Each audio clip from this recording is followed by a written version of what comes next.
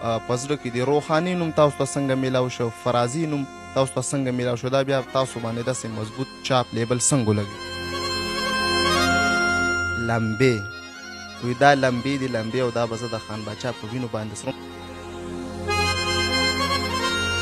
چې مخکې به خلکو په کورونو کې انډیا فلمونه کتل په سي ډي باندې. بالکل دیګ ګوره زه جهانګیر اړو قصور ګڼم نه. جهانګیر چې کوم دی هغه اکټر دی ټیک ده او هغه عمدې ته کار ویلی دا د هغه پروفیشن دی. نو هغه چې زه والا ورشم زه ورته یم چې دا کرکټر دی ابوی ټیک ده. خو اوس هم زه دا یم چې جهانګیر نه لا سم کار چا نه دی اخیستی. علي جمال یادوم ده به همیشه د ویلن ملن کار کو. ما یو ډرامه کې واغېشتو ایز ا ویلن مې واغېشتو. ډېر ښه ډرامه ډېره ښه چلېده. ترجمان ماما ستاسو روحاني او سلطان شاه منظور خان ستاسو دواړو جوړه هم ډېره زیاته او دا لمبې ډرامه چې تاسو ذکر کوم وکړو نو دا چې ما کوله نو ما پکې منظور ته ویل چې دیک به ته ویلن یې. زه میمورکا ټیکنالوژي خو د دنیا په هر انډسټرۍ باندې راغلی دي. تاسو څه وایئ ټیکنالوژي ګنهګار وو که نه زموږ خپله د لاسه زموږ سی ډي ډرامه تباه شوې؟ مسافر ډرامه جوړه کړه برادرز له پکار یې دی ولا یو هفته ورکړي هفته پسې ریلیز بیا مطلب سټارز و دغسې سبا انټرنیشنل وغیره دغسې ډېر نومونه وو. یعنې جهانګیر به غریب راغی هغه کې دننه یو اکټر و. ما خو ورته وویل که نه چې هلته کار نه اخېسته هغه به لکه د دلبر منیر په شان راغی 4-5 سنه به وکړل یو دوه ګانې به یې وکړې او فلم کې به لاړ. نو اکثر به یې خندل یاره وایي خور زمونږ ویلنانو تښتي او بدل وي بیا شاهد خان اخلي. دا څنګه عجیبه کار دی هلکه په دې باندې خفه نه شي یار ګورې. پورته ځم الوت کوم وزر لرم باز یمه په ښکته هم نظر لرم. السلام علیکم ورحمت الله وبرکاته. قدرمنو وقارجانی ما د قرار ټي وي سره په پروګرام فن او ژوند کې او په ننني پروګرام کې را سره یو داسې شخصیت یو داسې هنرمند میلمه دی چې زموږ د ټولو دپاره د اکیډمۍ حیثیت لري او د هغوی د انټروډکشن دپاره ما سره مناسب ټکي نشته ځکه د هغوی د فن د خدماتو احاطه زه په خپل پروګرام کې نشم کولی. بهرحال بیا به هم کوشش کوم چې د هغوی سره د هغوی په فن د هغوی په ژوند باندې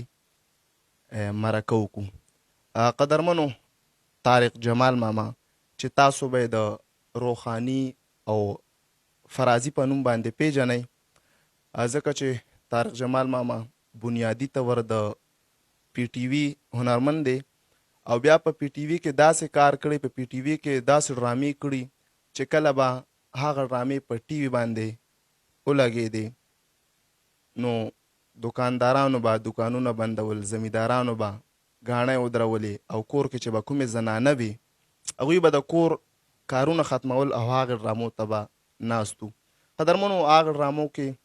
یو داسې خوند یو داسې رنګ یو داسې معیار نن که هم مونږ هغه زړې ډرامې ګورو نو په هغې کې مونږ ته ډېر څه ښکاري. قدرمنو طارق جمال ماما سره به مرکه کوو ستاسو تنده نوره نه سیوا کوم. طارق جمال ماما پروګرام کې درته هرکلی ویم ډېره زیاته مننه کوم چې دومره مصروفیاتو کې تاسو مونږ دپاره ټایم ویستو پروګرام کې درته هرکلی ویم ستړی مه شئ. السلام علیکم. وعلیکم السلام او السلام علیکم مینوالو. وقارجانی غریب ما ډېر وکړو او مصروف هم او نوم دغه دوران کې زه عمرې ته هم لاړم الحمدلله چې الله تعالی خپل کور ته راوستو او بیا داسې حالاتو چې دی به کم ځای کې دی و هلته به ما کار کو او وخت په نه میلاوېده. بس نن د دې په شا باندې زما یو ډېر کشر دی ډېر ښه نوم یې نه اخلم اوس هم را سره مخامخ ولاړ دی او د هغه نه ډېر زیات مجبور وم یعنې یقین وکړئ دوی چې څنګه راغلل نو هم زه کار ته ناست وم مونږ کار کوو او چې ومې نو مې اوس خو ته نشي تښتېدی نو راغلو او ستاسو د چینل ما ډېر نوم اورېدلی چې تاسو د ښه ښه فنکارانو هنرمندانو نه انټرویو اخلئ نو دا زه خپله خوشقسمتي ګڼم چې ته راغلې ماله او زه تا سره خبرې کوم. ډېره مننه سرجي. ما ستاسو په فن ستاسو په ژوند باندې تفصیلي انټرویو شوي دي، په پی ټي وي باندې هم شوي، په ای وي ټي خیبر باندې شوي، کوم چې سوشل میډیا باندې را نو که زه بیا هغه سولیدلي تپوسونه کوم نو زما په خیال چې ښه به نه وي، خو بیا هم چې د قرار ټي وي کوم مینوال دي هغوی دغه غوښتنه کړې وه چې تاسو هم لاړ شئ، ستاسو یو جدا انداز وي. نو کوشش به کوو چې ستاسو په فن ستاسو په ژوند باندې یو ځل بیا خبرې وکړو. طارق جمال ماما د ټول نه وړاندې خو راته دا ووایه چې مطلب ستاسو په ذاتي ژوند باندې خبرې کول غواړم. بچیان مو څومره دي؟ الحمدلله زما اوه بچیان دي، دې کې 3 هلکان دي او 4 جینکې دي. او د الله تعالی لاک شکر دی چې زما 3 وړه هلکان چې کوم دي هغوی سره ښه ډګریانې دي او ډېر ښه جواب باندې دي، ډېر ښه پوسټ باندې دي او 4 بچیان مې دي او الحمدلله هغوی هم واده دي، د خپل کور دي. نو بس زه ماشاءالله د یو ښه پلار ذمواري مو مطلب سر ته رسولې ده. الحمدلله په دې باندې زه د الله لاک شکر ادا کوم چې ما نیمه خوړلې ده، که ناروغه خوړلې ده، خو ما د هغوی تعلیم دپاره هر قسمه قربانۍ ورکړي دي. بل سرجي دا راته ووایه چې د شو بز نه علاوه چې کوم دی ستاسو نور څه بزنس شته؟ زما بزنس خو و او بیا موږ یو د 400 زره زړو، نو په دې زه ما ته ځان هم بدي ښکاري، ځکه چې 400 وال چې موږ یو نو موږ ته د پلار نیکه خامخا څه پټۍ پوله پټۍ پاتې که نه. نو الحمدلله د هغه ځای نه هم څو لږ ډېر هغه راځي. بیا ما سره فرنیچر کار شروع کړو، کارخانه مې وه او هغې سره مې بیا دا شوبز. نو شوبز چې کوم دی دا زه شوقیه راغلی یم دی شوبز ته، زه د پیسو لپاره نه یم راغلی. او تاسو ته پته ده چې په دې شوبز کې دونه پیسې هم نه وي چې تاله د موټر پیټرول هم پوره کړي. د خپل سټرګل څه جواب پکار دی. او ظاهره ده ما نه اکثر خلک تپوس وکړي چې نوي کول لپاره څه وایي، نو زه نوي کول ته دا وایم چې راشئ دې فیلډ ته، ډېر ښه فیلډ دی او یو قسم جهاد دی. ځکه چې تاسو زه چې یو خبره کوم تاسو ته نو هغه به تاسو باندې ډېر غټ اثر لري، او یو عام سړی چې تاسو ته خبره کوي یا تاسو باندې اثر نه لري، نو دې ته زه جهاد وایم. چې زه یو شي ته وایم چې دا بد دی نو خلک به پرې سوچ کوي چې یو یاره دا بد دی. نو نوې کول ته زه دا وایم چې اول خپل تعلیم مکمل کړئ، بیا ځان له ښه غونته نوکري وګورئ، د هغې نه پس دې فیلډ ته راشئ. تاسو ټوټلی ډیپینډ کولی نه شئ په دې فیلډ باندې چې یاره زه به ډرامه کوم یا زه به سندره وایم او ماله به لکونو روپۍ میلاویږي. نو دا ځکه خو زمونږ د بعضو فنکارانو بلکې د زیاتتر هنرمندانو اخري ژوند ډېر خراب تېرېږي. قدرمنو طارق جمال ماما سره به نور هم د دوی په فن د دوی په ژوند باندې خبرې کومه. طارق جمال ماما د پی ټي وي د دور نه واله تر نن د یوټیوب د دور پورې هغوی همیشه د معیار خیال ساتلی. طارق جمال ماما په دې به راسره له سطح خبرې کوئ چې دا زیات تر چې کوم کتونکي د هغوی اوس هم تاسو د فرازي په نوم باندې د روحاني په نوم باندې پېژنئ. زه که وګورم هغه کردارونه تاسو دومره په ښه طریقه سره کړي دي چې اوس هم زموږ د کتونکو په زړه کې دی. روحاني نوم تاسو ته څنګه میلاو شو، فرازي نوم تاسو ته څنګه میلاو شو، دا بیا تاسو باندې داسې مضبوط چاپ لیبل څنګه ولګېد؟ دراصل که زما مخکې انټروګانې مینوالو کتلي نو هغې کې زه دا وایم چې ډاکټر محمد اعظم کوم چې الله دې وبخي اوس د پښتو ډپارټمنټ چیرمین و او هغوی لیکوال هم و شاعر هم و، هغوی یو ډرامه کوله خوبونه. نو زه به تلم هسې چکر له به تلمه، دوی به مې کتل. بیا د هغوی کشر ورور فرمان الله جان صاحب چې ډېر زبردست پروډوسر و او بیا اوس هغوی ریټایر شوي دي، الله دې ورله ژوند ورکړي. نو هغوی بس ما ته کتل، ما ته دا ډرامه کې به کار کوې. مې هر عجیب ما زه خو ګرځم را ګرځم، اوس فنکاران به مې کتل او ایکشن او کټ که نه دا بیا ووایم تاسو ما به مطلب دا دی جسټ ټو کل مای ټایم، لکه ما به ټایم پاس کول لپاره به زه هغوی له ورتلم او پیژندل مې ټولو. بس بیا اچانک زه راونیوم، ما ته وي دا یو روخانې دی او دا کرکټر به کې. ما وی ښه نو ما له خو هېڅ هم نه راځي. مطلب دا دی زه لمده خټه وم. نو فرمان الله جان صاحب الله دې ورله ژوند ورکړي او اعظم لاله لمدې خټې نه بس دا روخانې جوړ کړل، خلکو خوښ کړل. نو ما ته پته نه لګي شاید که ما کومه توره کړې ده. مطلب تاسو اوس هم وایئ چې نن کوم طارق جمال دی یو نوم لري، یو نامه لري، د دنیا په ګوټ ګوټ کې ستاسو مینوال دی، نو دی په شا باندې د بلا لیکوالانو هدایتکارانو لاس دی. بالکل ځکه چې زه خو تاسو ته مه ووایئ که نه یو خو دا دی چې کلکه خټه تاله لاس له راشي، کلکه خټه تاله لاس له راشي یو ښه ډایرکټر له، نو هغه چې بیا هغه دی لږه کږوي نو هغه ماته شي. نه، کوشش بلکې هر یو اداکار له دا پکار دی چې دې ځان لمده خټه کي. دا د علي دی، علي به همیشه علي جمال یادوم، ده به همیشه د ویلن کار کو. ما یو ډرامه کې واغېشتو ایز ا ویلن مې واغېشتو، ډېر ښه ډرامه، ډېره ښه چلېده. بیا ما یو سیریل کو، هغې کې ارباز هم سنبل هم وه.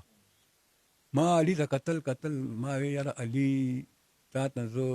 یو ابنارمل یو لیونی جوړوم، دا څه چل دی، هغه څه چل دی. ما ته ماما دا به څنګه چلې کېږي، مې راځه مړه ما ته پته ته لمده خټه. نو هغه رول یې مو کو، ډېر خلکو اپریشیټ کو. او لکه مطلب دا دی ضروري خو نه ده که نه چې زه اوس زه خپل ځان یادوم. ما همیشه د غوسهناک سړي او ویلن یا ډېر تریخ سړی بدماش او روخاني دا فلان کې، خو چې کله ماله د مظلوم کرکټر راکړي نو زه د هغې نه زیات ښه کوم. شاید فلمز کې اکثر زه شاید پلار یم مظلوم، نو جړه انګولا ما باندې دا ډېر ښه لګي. نو امجد نوید چې کوم دی هغه ما باندې اکثر داسې کارونه کوي. نو زه دا وایم چې هر آرټسټ ته پکار چې دی همیشه لمده خټی، دا نه چې بس په سټ کې سر یې وي چې بس هم دایم. دغسې جهانګیر خان وګوره، که کامیډي وی، که سیریس وی، که ویلن وی، هغه لمده خټه ده، هغه په هر یو کرکټر کې ځان راواړي. او نن سبا دا هلکان چې کوم دي دوی کې یو خبره ننوته چې موږ به هیرو یو جینیا به مخکې موږ به پسې منډې ووایو، نو دا ایکټینګ نه دی. قدرمنو د دوی د ټي وي هم ډېر زیات اوږد سفر دی، ټولې خبرې خو نشي کولی، خو بیا یو دور راته د سیډي په عروج کې یا سیډي په پرمختګ کې د بلا اداکارانو لاس وکړو. موږ وایو اسماعیل شاهد او سید رحمان شینو صاحب او جهانګیر صاحب، خو دغه شان طارق جمال ماما هم چې کوم د سیډي سټارټ اغوستی و، هغه ډرامې بلکل چې موږ نن هم ګورو نو ډېر زیاتې معیاري ډرامه ده. یو ډرامه ده چې لمبې وی دا لمبې دي لمبې، او دا به زه د خان باچا په وینو باندې سروم. طارق جمال ماما لمبې د سیډو د تاریخ زه وایم چې یو داسې ډرامه ده چې ډېره زیاته معیاري، زما خپل هم خوښه ده، د کتونکو هم خوښه ده. د لمبې ډرامې په هکله به راسره یو څو خبرې کوئ. بالکل دا تاسو څنګه د فرازي والا خبره وکړه، د پی ټي وي یو ډرامه وه چې هغه زما خیال د 15 و 14 کسته وه، او هغې کې زما نوم فرازي، هغه ډېره مشهوره شوې وه. نو دا د فرازي نه ما داسې یو هغه روچت کو، او ما وی دې باندې زه لمبې جوړوم. هغه زمانه کې به په فلم کې یا په سیډیانو کې به جینۍ ته به دوی بس ټوپۍ او ګردانه واچولو، ټوپک په لاس کې ورکړو، جینۍ به لګیا وه ډس ډس ډس. ما دا سوچ وکړو چې موږ دې کې یو جینۍ اخلو او هغې باندې څه تېر شوي دي، هغې باندې کوم ظلم شوی دی، نو هغې بیا ټوپک راغېستی دی. نو دې په شا باندې نو لمبې دغسې یو سټوري وه چې لږ شان ما د هغه دی نه هغه بیا زمونږ رایټر و فرید الله شاه اساس صاحب، هغه سره کېناستم. نو زما دا هغه دی زه چې اول ډایرکشن کوم نه، خو چې کوم نو زما بنیاد چې کوم دی هغه سکرپټ دی. چې سکرپټ مضبوط وي نو هغې باندې ته بنیاد مطلب بنیادي ده، هغې باندې ته غټ بلډینګ جوړول شي. چې ستا سکرپټ کمزوري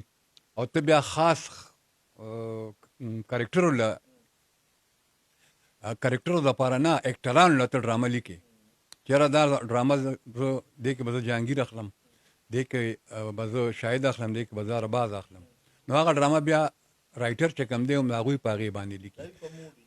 خو نه زه زما دا هغه یو ښه ډایرکټر دا دی چې هغه کیني، اول هغه څه آیډیا وي، هغه رایټر سره ډسکس کړي چې زما دا آیډیا ده، دې کې ته ما ته داسې داسې هغه بیا په کار د ډایرکټر له چې هغه وګوري چې یاره دې کرکټر دپاره جهانګیر ټیک دی که نه، دې لپاره موږ علي واخلو. مطلب تاسو وایئ چې د کردار سلیکشن وروستو پکار دی. بالکل وروستو پکار دی، خو تاسو ته پته سینماګانې چې کوم دي هغوی دغه ډیمانډ دی، او دغه اکټران دي په فلم کې چې دوی مخکې وروستو کېږي، نو د فلم حالات هم تاسو ته نن سبا پته ده. قدرمنو طارق جمال ماما سره به زه مرکه لږه تفصیلي ځکه کوم چې له دوی نه زه هر رنګه پوښتنه کولی شم. د یو ډایرکټر په حیث باندې هم دوی کار کړی دی، یو اداکار په حیث باندې هم کار کړی، مطلب په دې کار باندې پوه دي. طارق جمال ماما ستاسو روخاني او سلطان شاه منظور خان ستاسو دواړو جوړه هم ډېره زیاته، نن هم اکثر خلک هغه زړه جوړي چې کوم د قبلي ستاسو دواړو ډرامو کې ډېر زیات خوند او رنګ، تاسو دواړو به زیات تر یو ځای راتلئ. بالکل منظور خان چې کوم دی ډېر ښه آرټسټ دی او زما ډېر ښه ملګری دی ورورولي مې ده ورسره هغه هم شوقیه راغلی دی فیلډ ته یعنې ماشاءالله هغه د سوات د ډېر ښه فیملي نه تعلق لري ښه صاحب جایداد دی نو راغلو نو هغه سره او دا لمبې ډرامه چې تاسو ذکر کوم وکړو نو دا چې ما کوله نو ما پکې منظور ته وی چې دی کې به ته ویله نه هغه وی واه رښتیا مې بالکل نو لمبې ډرامه تاسو وګورئ منظور پکې ویلن دی دومره ښه کار یې پکې کړی دی نو خبره دا ده ښه دغسې نیک محمد دی زمونږ نیک محمد د باندې ما هیرو او د باندې ما بیا دا چې ما تاسو ته جوبل ګلونو سیریل دی کې ما دی ویلن واغشت نو چې دی مې ویلن واغشت دی ماتې ماما مې زه یم که نه مې ته راځه مې دا ویلن دا خوند واخله نو په کار دا دی چې یو آرټسټ باندې ته مختلف رولونه وکړي نو هغه به تا ته پته ولګي چې او دا آرټسټ دی یو چاپ ولګي انسان باندې چې بس دا کامیډین دی بس دی به هم دا کامیډي دی به دا به ګوتې ولي یا یو سړي باندې یو هغه باندې هغه ولګي دا ویلن دی بس دی به هم ویلن راځي نه ته هغه نه نور کار واخله هغه نه نور کار واخله که ته ښه ډایرکټر یې طارق جمال ماما د سیوډي بیا ډېر زیات مضبوط دور او ښه پیریډ تېر شوی خو زمونږ چې کم دکانداران دي یا چې کم هنرمندان دي هغوی اکثر ټیکنالوجي ته ګناه کوي یا مطلب میموري کارډ ګناهګاري زه میموري کارډ ټیکنالوجي خو د دنیا په هر انډسټرۍ باندې راغلی دي تاسو څه وایئ ټیکنالوجي ګناهګار و که نه زمونږ خپله د لاسه زمونږ سیوډي ډرامه تباه شوې ده دا زمونږ د خپله د لاسه نشتراباد کې د سیډي کاروبار ډېر زبردست روانو خلکو پکې آرټسټانو پکې مطلب شپه ورځ مصروف وو په دغه زمانه کې چې کله زه سیډي ته راغلم نو دوی به مخکې کامیډي هغه جوړول نو بیا زه علمزیب مجاهد او هغه د اسماعیل شاهد د علمزیب د دوی کامیډي ته هغه راغلل زه فرمان عمرزی چې کوم دی هغه یو ډرامه جوړوله عمرزی نو ما پسې راغلل ما ته داسې سیډي ډرامه مې یار سیډي زه نه شم کولی هغې کې ګانې مې وي او دا مې هغې ما ته ته راځه نو هغه ما ته سټوري هغه کړه نو سټوري ډېره ښه سټوري وه نو ما ډومبی ډرامه د سیډي چې کوم دا فرمان سره وکړه نو هغه ډرامه ډېره زیاته هیټ شوه بیا مطلب یو دور راغی چې پنځه پروډکشن هاوس و په دې نشتر آباد کې نو چې یو پروډکشن هاوس نه یو ډرامه ریلیز شوه په سبا به پسې بله ریلیز شوه بله ریلیز شوه نو ما دوی کېنول مې ګوره داسې مه کوئ مې ټایم ورکړئ مسافر ډرامه جوړه کړه برادرز له پکار چې دی ولا یو هفته ورکړي هفته پس دې ریلیز کړي بیا مطلب سټارز و دغسې سبا انټرنیشنل وغیره دغسې ډېر نومونه و دوی ما کېنول مې تاسو خپلو کې اتفاق راولی او ډرامه چې کوم دا اوس موږ ډېره خواري دې ډرامې سره وکړه سیډي چې مخکې به خلکو په کورونو کې انډیا فلمونه کتل په سیډي باندې نو بیا موږ دومره خواري وکړه علمزیب او اسماعیل شاهد دي د هغې په سایډ باندې کامیډي موږ سیریس هغه سیریس چې کوم هغه ایشوز دو هغه مسلې وې چې کوم عام کورونو کې نو هغه انډیا فلمونو خلکو د کور نه وغورځول او زموږ دا ډرامې کور ته راغلې بیا یو وخت راغی چې ضد بازي شروع شوه بیا ډرامه د دې ځای نه لاړه لاهور ته لاهور جینکۍ پکې راغلی نو هغه بیا فلم هم شرمو چې کله جهانګیر صاحب راغی نو هغه خلکو غلط استعمال کړ مطلب د یو ډرامې په ځای به درې وشو څلور به وشو بالکل دې ګوره زه جهانګیر اړو قصور ګڼم نه جهانګیر چې کوم دی هغه اکټر دی ټیک ده او هغه عمدې ته کار ویلی دا د هغه پروفیشن دی نو هغه چې زه وله ورشم زه ورته یم چې دا کرکټر دی ابوی ټیک ده دومره پیسې دي او ټیک ده راځه اوس زه جهانګیر چې زه په کرسی کېنوم او که زه په ځمکه کېنوم دا زما کار دی نو جهانګیر خلکو استعمال کو خو اوس هم زه دا یم چې جهانګیر نه لا سم کار چا نه دی اخیستی تاسو ډایرکټر په حیث باندې په جهانګیر صاحب باندې کار کوي تاسو به هغه څنګه ایکسپوز کوي خلکو ته بیا څنګه ښایي جهانګیر زما خوشقسمتي ده چې زما په ډایرکشن کې یو دوه ډرامې جهانګیر ما سره کړي دي نو زه خو دونه حیران یم هغه ته ایز ا ډایرکټر ما هغه ته یو سین وښه او کیمره به ورته ما ولګوله هغه ته به هغه سین خدای پاک هغه له داسې یو ذهن ورکړی دی دا سین به هغه ته یاد شو نو ما به ورته ټیک به یې وکړو نو هغه به ما له دونه ویریشن راکړه په هغې کې په هغه ډایلاګ کې چې زه به مجبوره شوم چې دا به زه د دې سایډ نه اخلم نو آخر کې به جهانګیر هغه هم شو چې بس یو ټیک مې درکړه که نه مې نه که نه دا اوس ماله مزه راکوي د ډایرکټر نو هغه سره کار کول آسان نه دي.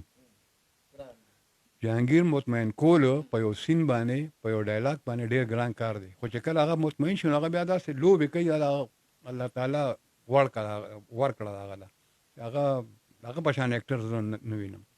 طارق جمال ماما دا راته ووایه چې فل وخت چې مونږ وګورو ډرامه تقریبا چې ډېره زیاته ښکته تللې ده که مونږ د پی ټي وي ډرامې راوالو هغه ټایم کې ټیکنالوژي هم دومره ایډوانس نه وه خو بیا مونږ چې د لیکوالانو سوچ یا د هدایتکارانو چې کوم کار او ټیکنیشن هغوی خپل ځان ښودلی نن سبا وخت کې تاسو دا ګڼئ چې ډرامه به هغه شان ژوندی شي. ډېره ګرانه ده ډېره زیاته ګرانه ده ځکه چې نن سبا تا ته پته ده چې د سیلي نه خوست راغې د یوټیوب چینل یې راغلی که نه یوټیوب چینلو دپاره یقین وکړه چې په